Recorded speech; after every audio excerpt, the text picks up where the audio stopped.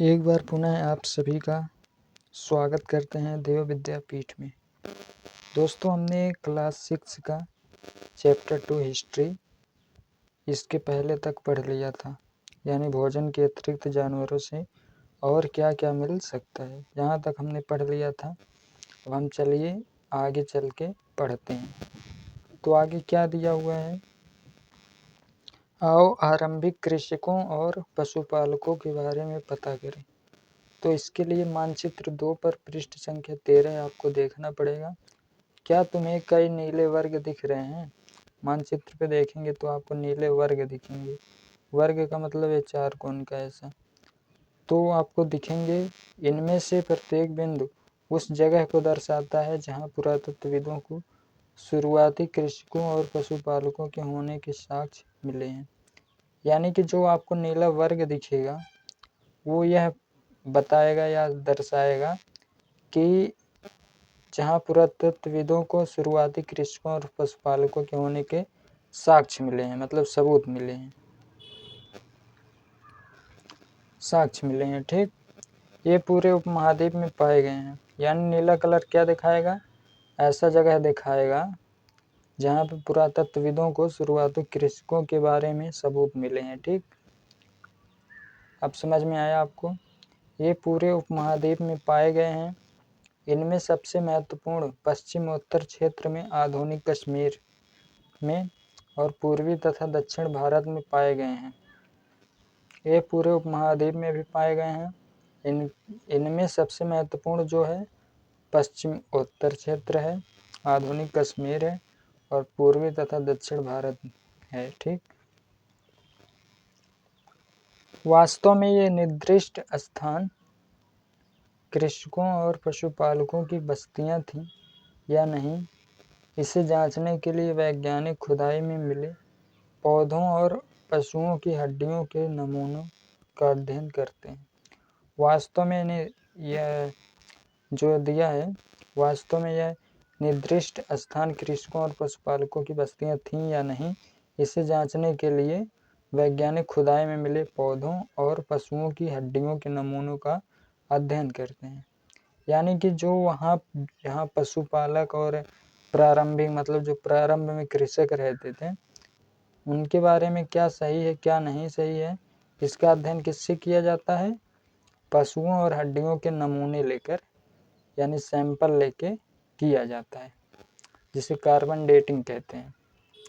इनमें से सबसे रोचक जले हुए अनाज के दानों के अवशेष हैं।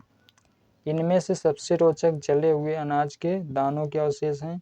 ऐसा लगता है कि ये गलती से या फिर जानबूझकर जलाए होंगे।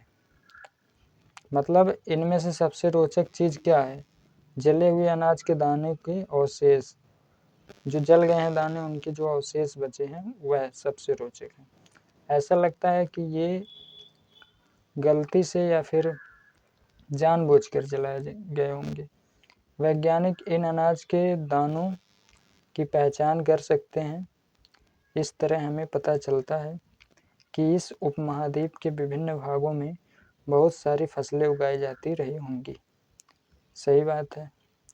मतलब इससे जो दाने होते थे, मान लीजिए आप धान के हुए या गेहूं के जो दाने होते थे, उनसे यह पता चलता था कि मतलब यहाँ फसलें उगाई जाती रही होंगी। वैज्ञानिक विभिन्न जानवरों की हड्डियों को भी पहचान कर सकते हैं। जो वैज्ञानिक लोग हैं, हमारे साइंटिस्ट, ये सब विभिन्न जानवरों की हड्डियों का पहचान आज कर सकते हैं। अस्थायी जीवन की ओर आते हैं। ठीक, हेडिंग है आपका अस्थायी जीवन की ओर। तो पुरातत्वविदों को कुछ पुरास्थलों पर झोपड़ियों और घरों के निशान मिले हैं, जैसे कि बुर्जहोम वर्तमान कश्मीर में के लोग गड्ढे के नीचे घर बनाते थे, जिन्हें गर्तवास कहा जाता है। इनमें उतरने के लिए सीढ़ियाँ होती थीं।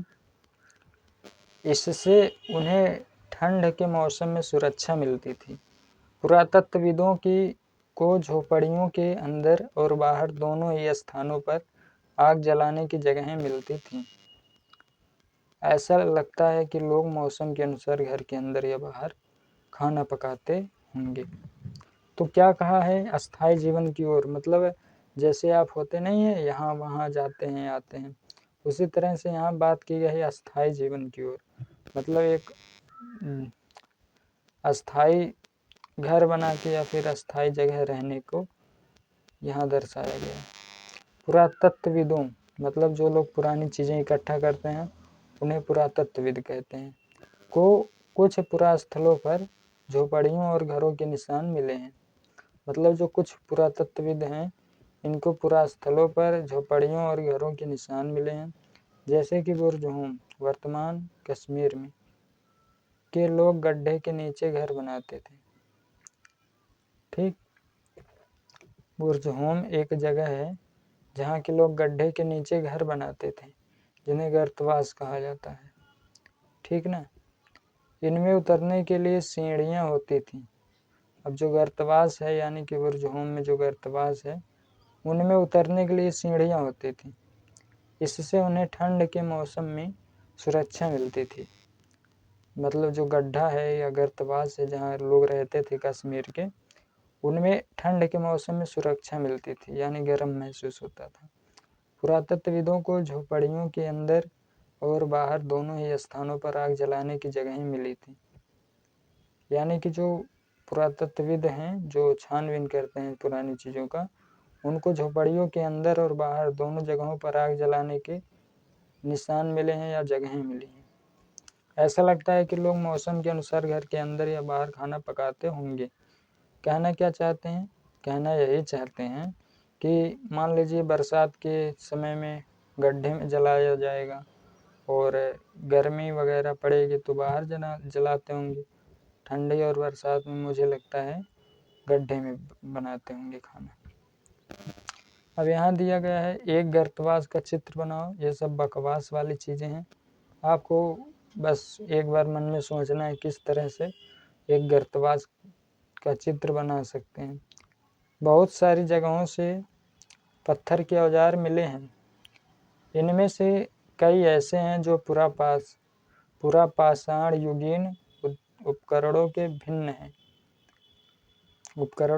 हैं। बहुत सी जगहों से पत्थर के औजार मिले हैं, यानी कि जो बहुत सी ऐसी जगहें हैं जहाँ से पत्थर के औजार मिले हैं, इनमें से कई ऐसे हैं जो पुरापाषाण युगीन उपकरणों से भिन्न हैं। इनमें से कई पत्थर ऐसे हैं जो पुरापाषाण युगीन उपकरणों से अलग हैं, इसलिए इन्हें नवपाषाण युग का माना गया है। इसलिए इन्हें नवपाषाण मतलब आधुनिक जो है अभी जो जल्द चला गया है या फिर चल रहा है, इस समय के पाषाण माने गए, मतलब पत्थर माने गए।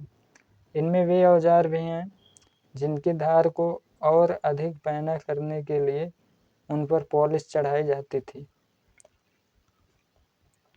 इनमें वे औजार भी हैं जिनकी धार को और अधिक चुखार करने के लिए पॉलिश चढ़ाई जाती थी। ओखली और मसूल का प्रयोग अनाज तथा वनस्पतियों से प्राप्त अन्य चीज़ों को पीसने के लिए किया जाता था। ओखली आप देखे होंगे घर में आपके। मूसल मुझे नहीं पता है क्या होता है, कभी देखा भी नहीं हूँ, सुना भी नहीं हूँ। ओखली और मूसल का प्रयोग अनाज तथा वनस्पतियों से प्राप्त अन्य चीज़ों को पीसने के लिए किया जाता था। आज हजारों साल बाद भी ओखली और मसूल का प्रयोग अनाज पीसने के काम के लिए किया जाता है। उसी तरह प्राचीन प्रस्तर युगीन औजारों का निर्माण और प्रयोग लगातार होता रहा। उसी प्राचीन प्रस्तर युगीन औजारों का निर्माण और प्रयोग लगातार होता रहा है। कुछ औजार हड्डियों से भी बनाए जाते हैं। कुछ औजार आप देखेंगे कि हड्डियों से बने हैं, और यहाँ जो औजार आपको दिखाई दे रहा है यह तो आपका पत्थर से बना है। यहाँ लिखा है नवपाषाण युग के कुछ उपकरण। तो आशा करता हूँ आपको वीडियो समझ में आया होगा, और समझ में आया होगा तो और भी साथियों को शेयर कीजिएगा। मिलते हैं नेक्स्ट वीडियो में, तब तक के लिए जय हिंद।